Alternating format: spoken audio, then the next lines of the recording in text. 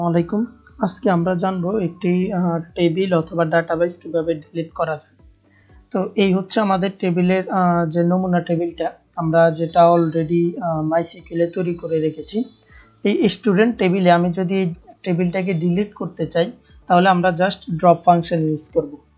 এখন আমি যদি দেখি এটা হচ্ছে আমাদের ড্রপ যে সিনট্যাক্সটা বা কোয়েরিটা, এই ড্রপ কোয়েরির মাধ্যমে আমরা একটা টেবিল ডিলিট করতে পারি অথবা আমরা আমাদের যে ডাটাবেস সেটাও ডিলিট করে দিতে পারি। তো সিনট্যাক্সটা নরমাল, জাস্ট ড্রপ টেবিল লিখবো, দেন হচ্ছে টেবিলের যে নাম সেটা আমরা লিখে ফেলবো।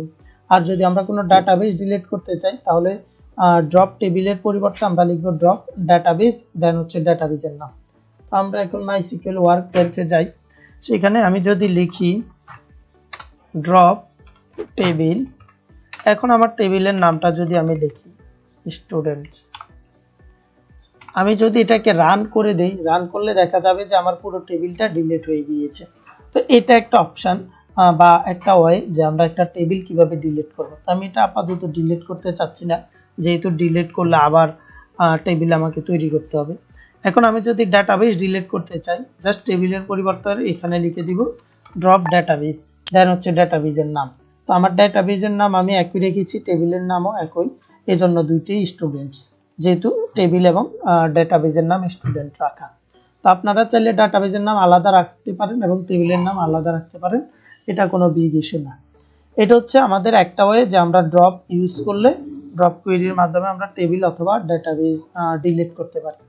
দেন হচ্ছে আমরা চাইলে আমাদের এই যে ডাটাবেস, এই ডাটাবেসের এখানে রাইটে ক্লিক করব আমাদের মাউসের, ক্লিক করলে এখানে একটা অপশন আছে drop schema, schema means database. আমি যদি এটাতে ক্লিক করি তাহলে আমার যে স্কিমাটা আছে সেটাও ডিলিট হয়ে যাবে।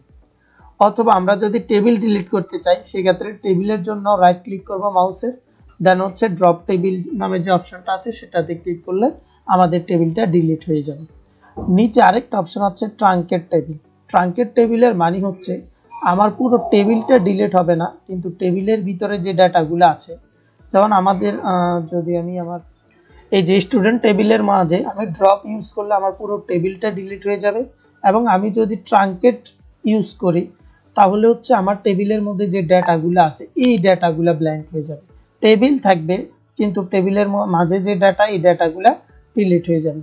তো এর জন্য আমরা কি করব, ড্রপের পরিবর্তে জাস্ট আমাদের ট্রাঙ্কেট যে অপশনটা সেটা আমরা ইউজ করব। ট্রাঙ্কেট টেবিল, দেন হচ্ছে টেবিলের নাম লিখলে আমাদের পুরো টেবিলটা ব্ল্যাঙ্ক হয়ে যাবে, কিন্তু স্টিল নাও টেবিল থাকবে। দেন হচ্ছে টেবিলের মাঝে আমরা ইনসার্ট ইনটু দিয়ে আমাদের ডাটাগুলো আবার রিড করতে পারি। তো এই ছিল ড্রপ এবং ট্রাঙ্কেটের যে কোয়েরি সেটা। এখন আমি এগুলা রান করে দেখাই নাই, কারণ রান করলে আমার টেবিলটা আবার ডিলিট হয়ে যাবে। তো আপনারা এগুলা ইউজ করার আগে এই ব্যাপারটা মাথায় রাখবেন।